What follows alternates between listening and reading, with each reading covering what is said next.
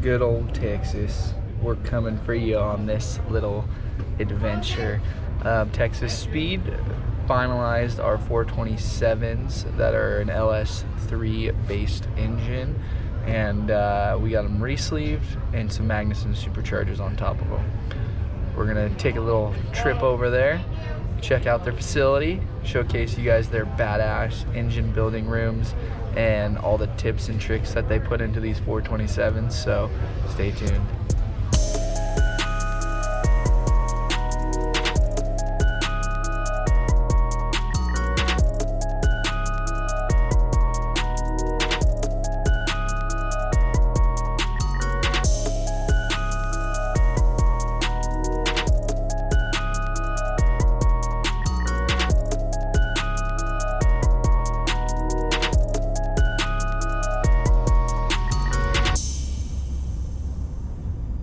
Going to Texas Speed on this adventure. If you didn't hit the little intro with the plane taking off from San Diego.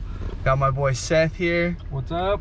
Met him at PRI last year, and actually that's 2 years? 2 years ago now. 2 years ago, like a year and a half-ish. Yeah, there you go. Since this year got canceled, unfortunately.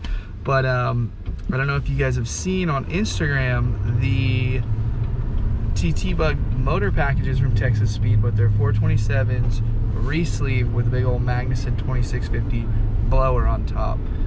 He's been sending me pictures, little teasers throughout the last few months of these bad girls sitting on their showroom floor done, and of them being assembled. Today we're gonna dive into their shop and show you guys the process that goes into them building one of these elite monsters. Yeah. Pumped. Oh, this town right here though is rad. Entering a historic district. Where are we at? This is Georgetown, where the shop is, and this is Georgetown. This is where we live, and most of our stomping grounds right around here, and coming up to the square. Is sick. These trees in like the spring are probably rad. Yeah, it is. It's a really cool area. A lot of neat houses. There's some character houses. For sure. That's for sure. That's rad.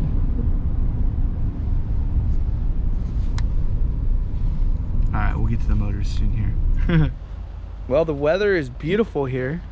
Nice rainy day. Yeah, I thought Texas was hot and stuff. No Texas sun out today. Had to break out the hoodie a little bit. Dude, right? We're here in Georgetown, Texas. Texas Speed and Performance. This is their facility. I'm excited to see the motors for the first time. And he's got them over here on the left for you. Oh. Right on display. This is the showroom, eh? Yep. Yeah, we take a lot of these to events and everything, and beautiful. We got a couple other engines over here. Here too. Dang. So these have just been the showpieces. Yeah, they've just been sitting out here. People have been enjoying them, and they look good, man. I like how the valve covers came out. A little different touch to each engine was nice. Oh, yeah. They're gonna be awesome, and they've been waiting to lay down some power. Oh, I think they're gonna do every bit of that. We'll come back to those, and we'll give you guys kind of the rendezvous on what exactly went into those motors by giving you guys a tour of the facility here, showing you guys the machine shop, the assembly room, the balancing room, the cam grinding machines, and all that good stuff. So what a lot of people might not know is Texas Speed is also known for their parts that they manufacture here in-house, right? Yep. And you guys stock what a lot of other people might not know is exactly. a shitload of parts. Just about everything LS you might need, man. We got all the ARP bolts here, pistons, rods, cranks. That's all rotating assemblies all down that aisle. Exhaust, keep as much in stock as we can, because we know people don't want to wait when they make that call, so we try and get it out as quick as possible. That's what's up, dude. This is crazy. Yeah, for sure. And then some of the machine shop has kind of spilled over into the warehouse. We have a new facility being built down the street, so that's we can have the more room we need. So you guys are already looking to expand? Yeah, for sure. We've been here in this building for about 5 years, and we outgrew it about year one. So year one outgrown. Yeah. That's not a bad problem to have, but yeah, for sure. Moving all this machinery is not going to be easy. No, for sure. So yeah, definitely. We're luckily going to hire a crew for that, but Yeah, so here, some intakes. kind of get us into it. Yeah, doing some of the intakes, doing some of the Gen 5 PRC LTX heads over here. Got a nice pallet system that'll, you know, feed the machines all night. So this machine here will actually feed 7 of these Doosan's, and we have 3 currently and want to buy another but don't have the room. So at the new shop, this will be feeding 4 in a row to start with, and then we can keep adding from there. So you can load this and then walk away from it for quite some time. Yeah, exactly. It can store a bunch of pallets up top there, and then as well as inside, and then you can just keep adding to it with the more machines you want. That's sick, dude. Like, yeah. Oh, it's like jewelry, bro, but sure. better. Oh my, this is fucking sick. So then kind of gets into the machine shop, but we'll stop here in the engine room real quick. Yeah. Do all the dynoing stuff. We got an LT1 on there right now, just kind of going through the cams again, testing everything. We've been working with Holly on their direct injection, Terminator systems and stuff, so that's kind of what's going on in here. Wow.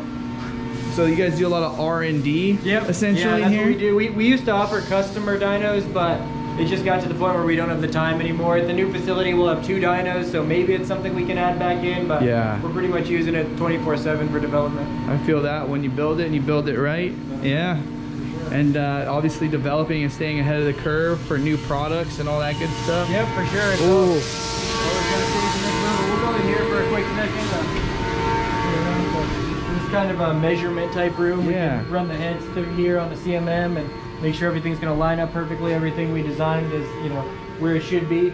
Flow bench calibration, flow bench, crucial. We can test the flow. We can test the cam specs over here, and then we laser engrave all the cams in here as well. Nice. Okay, so laser engrave them with I've seen that beast logo. Oh yeah, the BFD, the old Zach Mertes Hoonigan. The chop. The chop. Yeah. So, and then we get into here. So mostly head porting here. A lot of these are going to be customer supplied castings, just stuff they pulled off their cars, sent in. We stamp it with their initials so that, you know, they don't get changed with somebody else's heads that may be better or worse. They go through the full process, cleaning, porting. When you get them back, they basically look new. So if you got used heads and you want them ported, send them something like so, stock with just a bunch of casting flaws in there, and step your game up, boy. And that's a cheap, effective, easy way to do it. Yeah, for sure. Yeah, we go through them and we do CNC valve jobs as well. They're all pressure tested and everything before they leave. I love it. That's pretty legit. But you guys do all your own in-house. Yeah, our own castings as well. So, you know, these are some of the customer supplied. Okay. And then so some of this stuff is some of our aftermarket castings. You can see these haven't been ported yet, so they'll have to go through. They got the seats hammered in, and then they'll go through the porting, valve jobs, and everything over here. Yeah, beautiful. Yep, that's what's up. We're stacking up. A lot of people sending in heads. Yeah, you guys don't look too busy. Yeah, not too busy at all. So these machines here are CNC dual spindle lathes, so they take the titanium bar stock and turn it into the retainers for the spring kits. So these puppies are running pretty much 24/7. Titanium. Oh, that's light. That's lightweight right there. You can see it cutting it in there. It's getting the second stage going on there. Oh yeah. Like butter, baby. Yep. Just drop. Yeah, so it'll be cutting the back side and everything on this other side. That's what dual spindle looks like. It may be about to finish it up actually. Cuts one side, moves on to the other side. Spink! Fresh made right there. Just spit it out. What's up, dude? Yeah. So, ooh. Yeah, the machine shop, most of the guys back here left a little bit ago. They come in early, leave earlier. Yeah. Yeah, you guys got a couple different crews running. Yeah, for sure, different crews. So now we're on to the evening crew. Doing some cam polishing. Doing some cam polishing. We got the grinders. Beautiful. Beautiful. How many cams do you guys produce out of here in, say, a day or a week's time period? It varies a bit depending on what's being ground, but I mean, we can definitely, you know, crank out over 100 a day, no problem. So. How many different cams do you guys offer?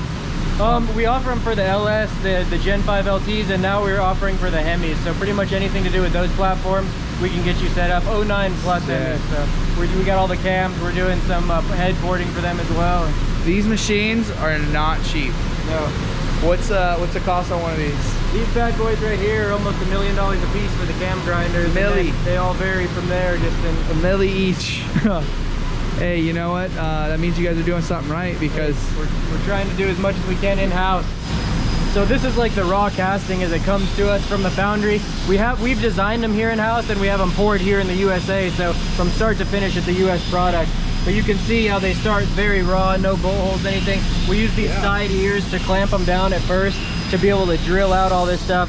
So this would be after like the first operation. You can see they've been drilled. They got some stuff going on chamber-wise here.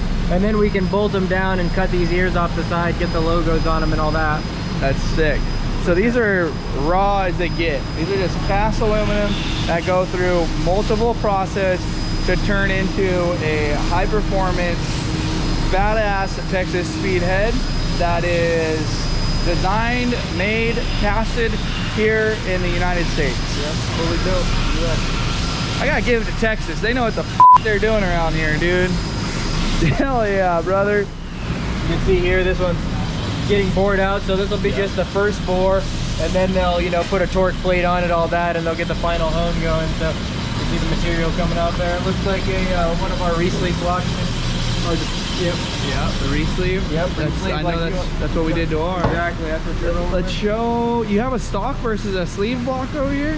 Yeah, right here. So you can see, of course, if they sit around at any time, they're gonna get surface rust on them. But so this is a brand new stock block, and then right here you can see after it's been sleeved. So we've cut the sleeves out. The new sleeves have been put in here, interlocking. A lot stronger, a lot more dense material, and of course you can bore it out a lot farther. Let's talk about this interlocking. Yep, exactly. They all interlock with each other versus, you know, the not touching of the factory. The diameter is also so much bigger on the sleeve, and you can see how thin the casting of the case is right here. There is a little notch, a little chamfer here, so it does get a little bit leaner, but yeah, for sure it is. You definitely get a lot bigger bore out of them. Yeah. More power. Yep, that's the way to do it. Stuff more in that hole, baby. Yeah. Stuffer. So, these are, you know, just some, we don't offer a lot of rebuilds other than on our customers that have purchased engines from us in the past. We'll offer rebuilds on those. So gotcha. That's what a lot of these are going to be over here, rebuilds coming through that, you know, maybe they've raced with, freshening it up for the season or whatever. Yeah, new motors are always easier to start with. There's less variables. Yeah, exactly. And especially if you've already built one, then you know what's in it. You probably have a build sheet. Yep, exactly. Obviously, so it's something that they can go into, and it doesn't take exactly. We know what we're getting into. We're not going to get in the engine and find some surprise from the last engine builder. And it's not what it says it was. You ordered parts for it or whatever. Exactly. So this is a brand new machine we got here, a new cam polisher. They're getting installed and going. Yeah, so it just came in yesterday. They're getting it all set up. Yeah, CNC takes the guesswork out of potentially a human doing it. Exactly. And we still have to, you know, we employ a lot of people to run these machines. We're up to about 85 employees here. So, and when I started 5 years ago, there was about 30. So it's come up a lot. Yeah. These cams are beautiful that they got coming out of here. Look at this. Oh, I'm about to get up there close to personal, dog. Woo, get some, dog. Look at that.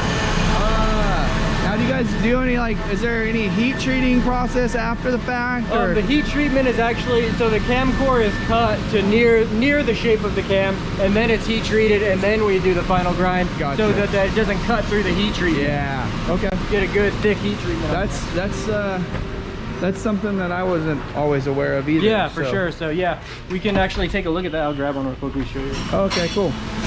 So they have the cams heat treated prior. So you can see here, this would be cut open. We're checking the core here and checking the heat treatment. So you can see how far the heat treatment penetrated there. So if you were to try and, you know, heat treat a core out here, you're never going to get the treatment all the way in here to the cam lobe. So yeah, so that's what they're looking at here, just going through a batch. Yeah, that's awesome. So you guys cut them and you guys just check them to make sure that the heat treat's as deep and where it needs to be. Yep, and done properly. Yep, exactly. That's sick. That's something new that I didn't even know. honestly, so I'm learning something new here too. Hope y'all are as well. Ooh. So yeah, we got the car. I'll bring it down. Little SS. Yep. We just recently set the heads cam, stock bottom end world record with this. So What were the times? it went 880. Okay. But, What was the top speed on that? I think it was 148, if I'm not mistaken. Okay. Don't quote me on these numbers. It's been a little while since I filmed that. She looks beautiful.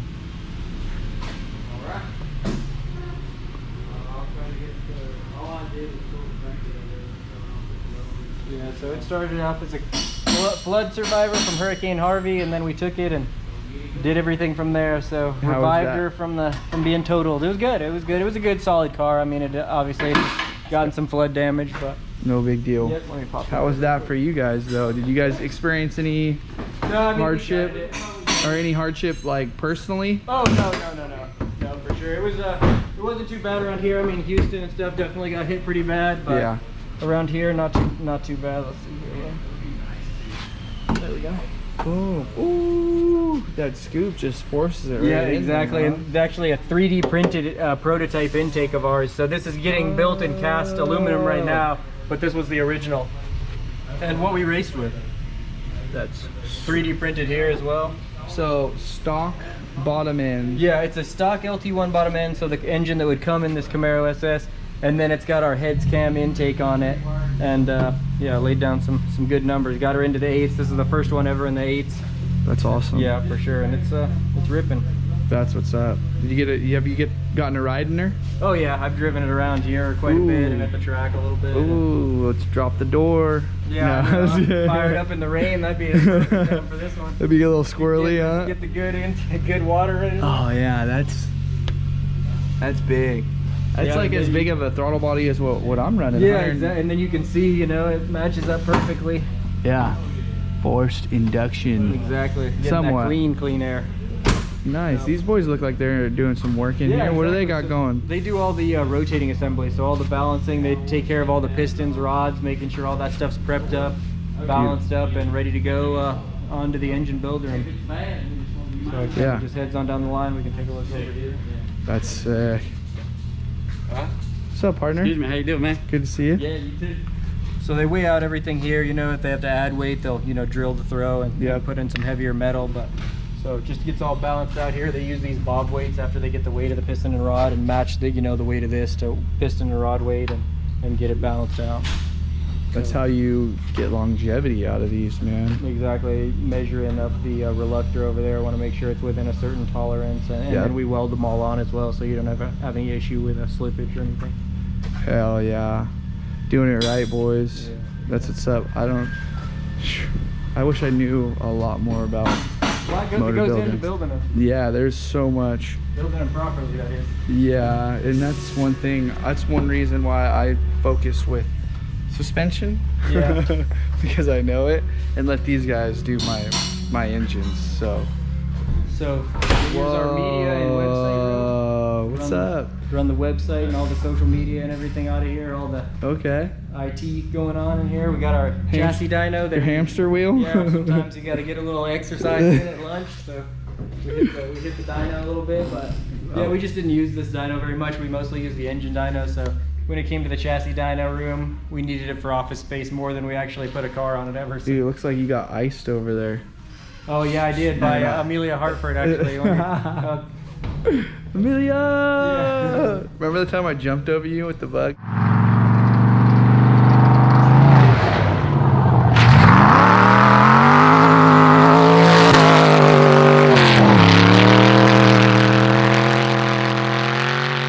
That was tight. Perfect place to insert jumping over with the bug. Yeah, this is sick. I like it. You got me on the. That's right. Making sure that you're staying taken care of there.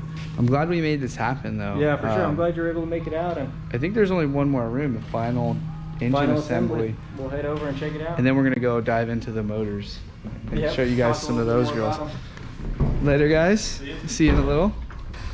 Sick. That's cool. That's your little.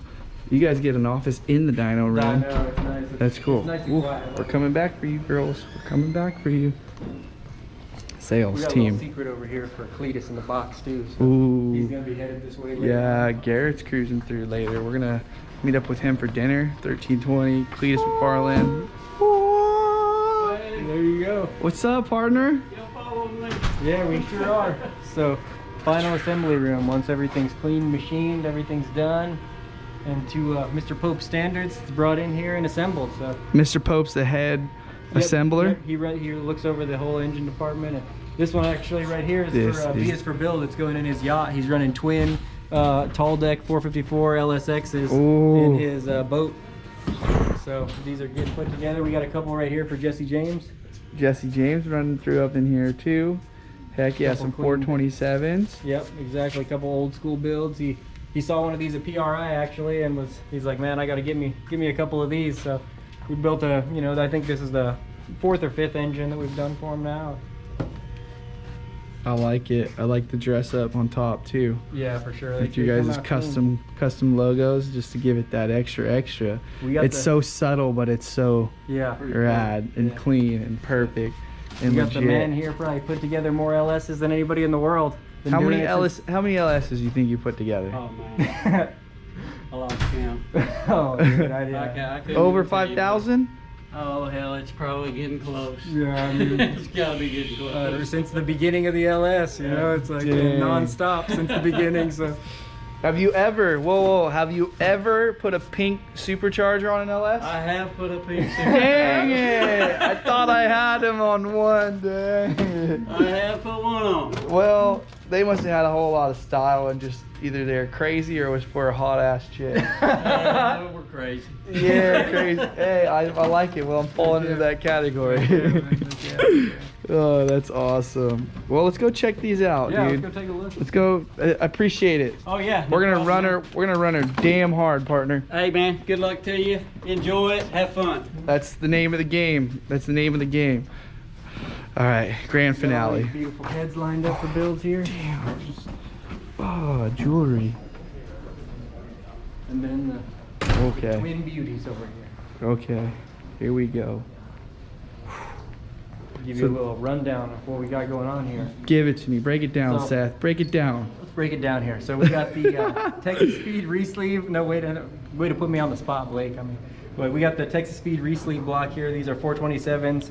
So, you know, we went with you know, beefed up crank I-beam rods, obviously, to be able to put up with all this boost and all the heck you're going to be putting it through. So, you know, Magnuson 2650. We did some PRC 260 LS3 heads to match up to the blower well, fully ported and everything like that.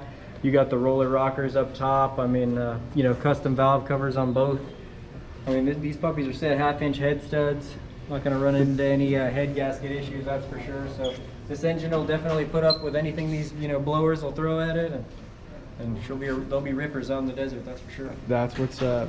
So, essentially, he's saying give her all the juice. All the juice, as much juice as you want to give her. We're gonna run the Ignite E90 race fuel. Nice. The red, which is 114 octane, just corn fed. This is gonna be a corn fed girl. And that'll help with the cooling as well, you know, the 85. And I wanted to run a daily dry sump, but we opted to run a Canton wet sump with a high volume, high pressure pump in them, just for simplicity, with packaging and kind of everything that's going to be going on inside this build. It's something we can always upgrade to, but this will save us upwards of probably like 7 or 8 grand minimum. Right now, we'll run it. I mean, it's been proven in many other cars. We're not going to probably do the 1000 or anything of that nature yet.